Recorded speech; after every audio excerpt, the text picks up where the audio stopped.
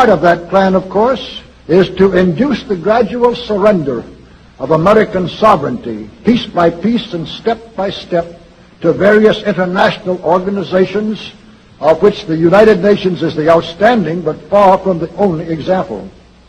Now, here are the aims for the United States. 1, greatly expanded government spending for every conceivable means of getting rid of ever larger sums of American money as wastefully as possible. 2, higher and then much higher taxes.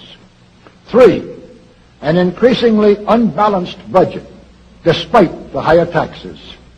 4, wild inflation of our currency. 5, government controls of prices, wages, and materials, supposedly to combat inflation. 6, greatly increased socialistic controls over every operation of our economy and every activity of our daily life. This is to be accompanied, naturally and automatically, by a correspondingly huge increase in the size of our bureaucracy and in both the cost and reach of our domestic government. 7, far more centralization of power in Washington and the practical elimination of our state lines.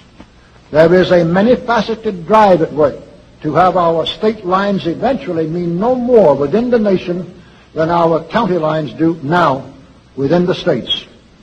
8, the steady advance of federal aid to and control over our educational system, leading to complete federalization of our public education. 9, a constant hammering into the American consciousness of the horror of modern warfare, the beauties and the absolute necessity of peace.